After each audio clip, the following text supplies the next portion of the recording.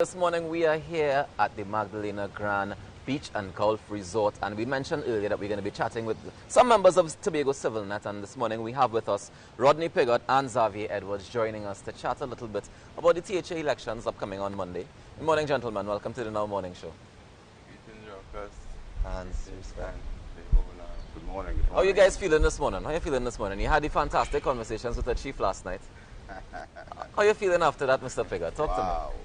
Talk to me. All I can say is wow.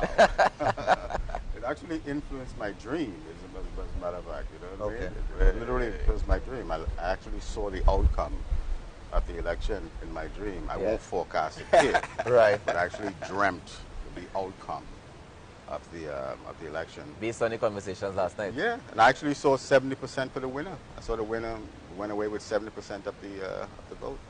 Interesting. Yeah. And that's based on what? Just this is your opinion based on what you saw? Or this is the reactions of people online and etc.? That overall, right, the entire situation going on in Tobago presently, and definitely that conversation last night spoke volumes. It said a lot. You know, it really said a lot about the field itself of those going for you know that position of chief secretary and so forth. It spoke to that field. So.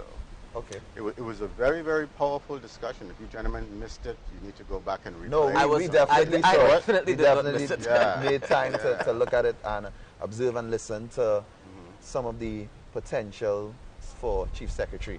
But for the people that don't know, what is the Tobago Civilnet? Well, I'll let Xavier expound on that. Directors. Yeah. Tobago Civilnet is an NGO.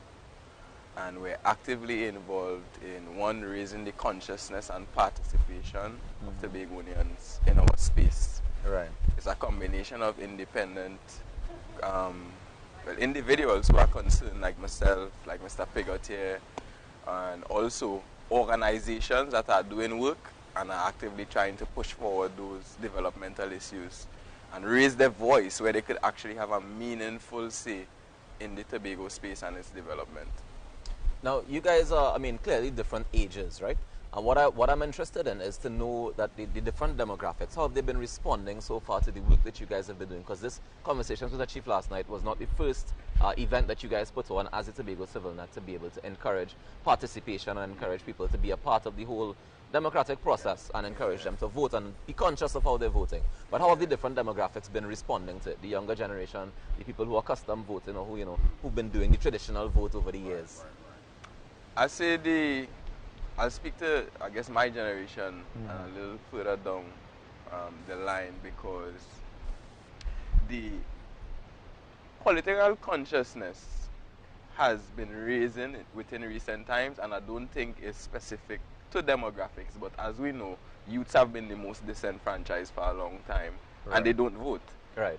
That is a shift that we have been seeing taking place, but the idea behind Civilnet and the work we do is that your voice and your energy and your input into making decisions isn't limited to one day every 4 years. Right. You actually have a responsibility to stay active, same way you expect representatives to stay active. And in absence of that, the system doesn't work, or at least it doesn't work well. Right. But that interest is raising. People care. People realize that we live in a collective space and collective input is necessary. But how do you all see people remaining active in the process? Well, one of the main ways is just being brave enough to state your general and honest feelings about what's happening in this space, which, as we know, it's not limited to Trinidad and Tobago, fear and victimization exists everywhere, and people are afraid sometimes to express their opinions. And but that's shifting too. Okay. I don't know if it's the COVID, if it's the social media spaces opening up. I don't know if it's a consciousness on the planet or the solar system, or a combination of all these things.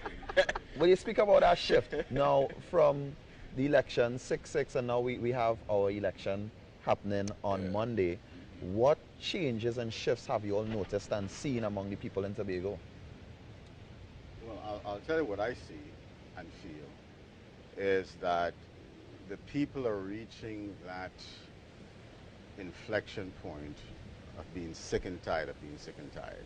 Yeah. Right. People have been grumbling and just rumbling, but in, like Xavier said, in little silos, in their little corner. They don't want to be heard grumbling. Yeah. Right. So they'll grumble over here, but then in public, they'll be like, I have nothing to say. You know, you put a mic in their face, what's going on today? Cover up their face. Yeah. No one wants to be seen and heard complaining. Why is that? See? For the same victimization, the fear of victimization. Yeah. Some of When it is real.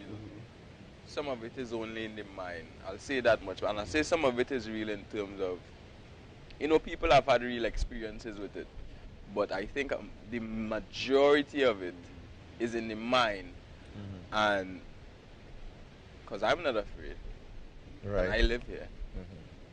Mr. Piggott's not afraid, and he lives here. There's a bunch of people involved in Civilnet who aren't afraid, and not involved in Civilnet and aren't afraid. And the thing about the mental poisoning is that so long as that seeps into the consciousness and the psyche, it doesn't matter if you'll get victimized or not. You're just afraid you will, and that stops you from even disagreeing with, you know, things that are there, like affecting you to levels that you would be like, nah. You'd have to talk about that. What are some of the things that you think Tobagonians want addressed or need to have addressed, and as soon as possible? Well, just to pivot on Xavier's point, and I'll go into that. One of the lacking in society is organization, right? Our elders told us a long time ago, going through the Black Power movement, organize, organize, organize. Don't stop organizing. If it fails, organize again. Just keep doing it. Right. The real problem is that people feel alone. They feel like they're by themselves. You see, it's the way a flock of sheep feel, right? There could be 100 sheep and one sheepdog. Each of those sheep will be afraid of that sheepdog. It would not occur to them.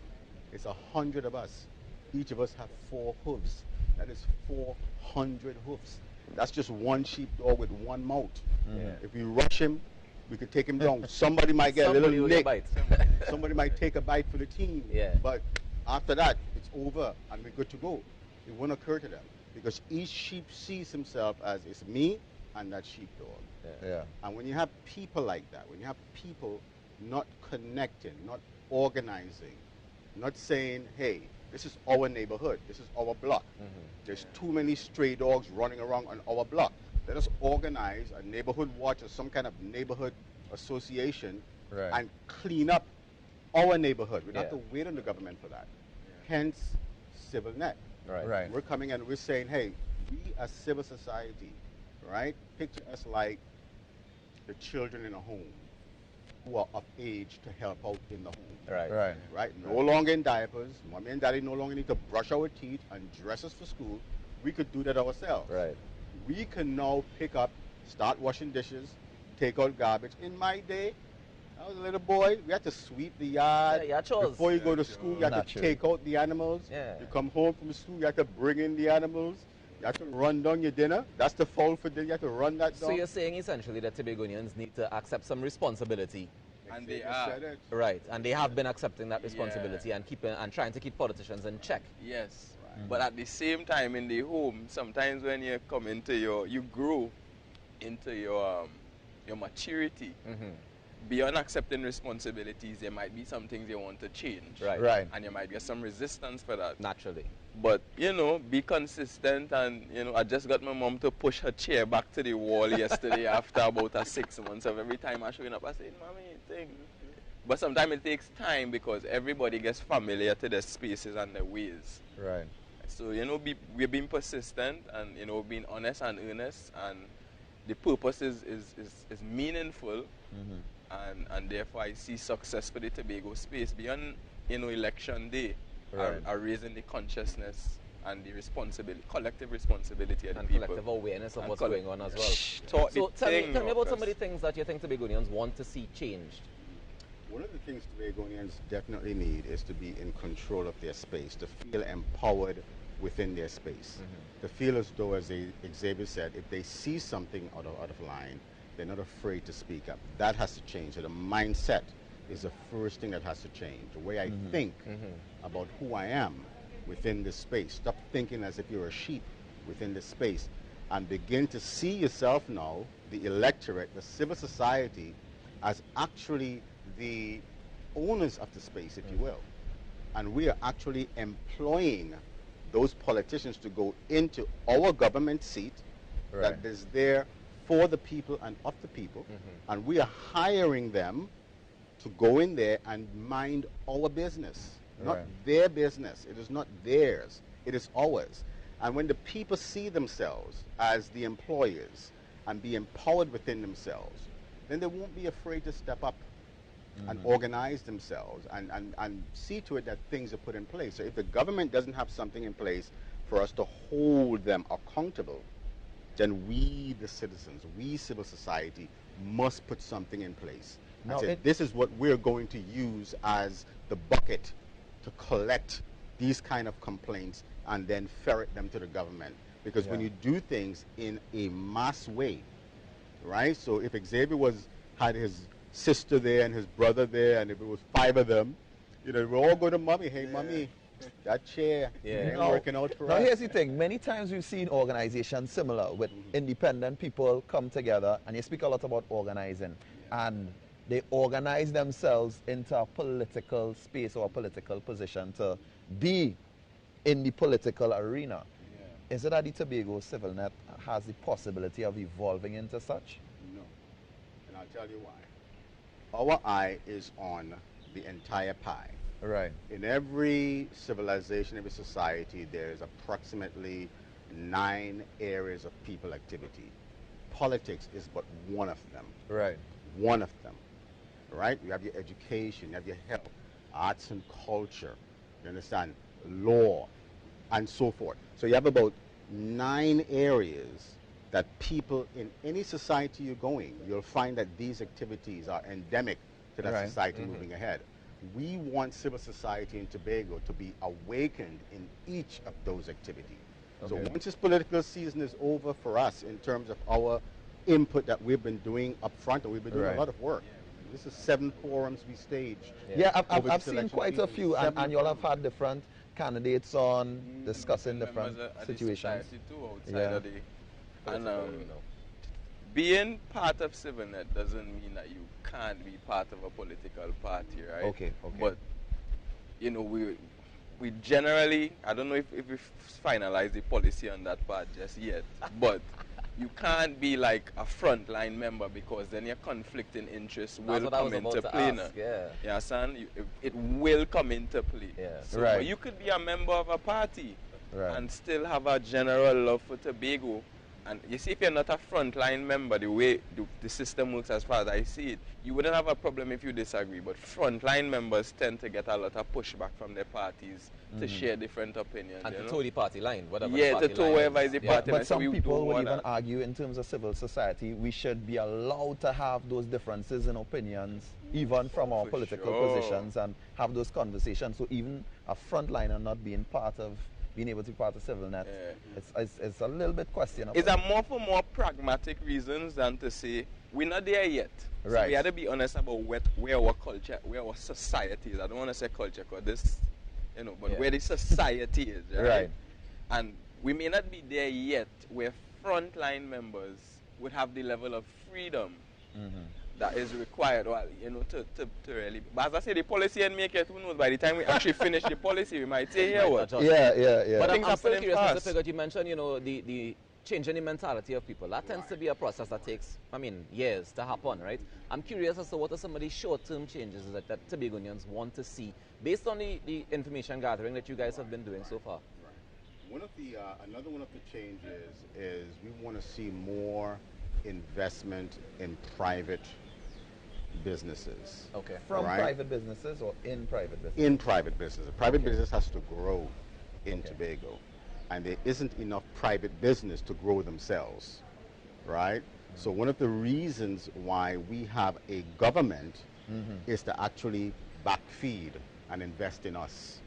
So we put a government in place to invest in us. All right. You understand? Because if we try to simply do it ourselves from our position, then it's too many of us. You're talking about 60,000 Tobagonians. Right.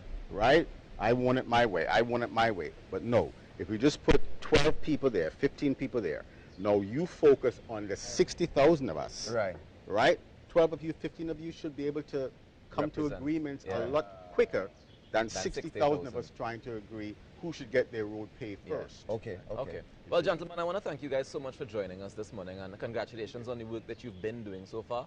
I look forward to see if your predictions will be right. You're going to tell me where your prediction Well, off he here. didn't say. He didn't say it on here. He You're didn't gonna say. tell- I'm not sure you want to find out. 70%. 70%, but that's the prediction I'm looking forward to see. 70-30. Yeah. All right, guys, we take a quick break and we come back with more inside the Now Morning Show. Please stick around.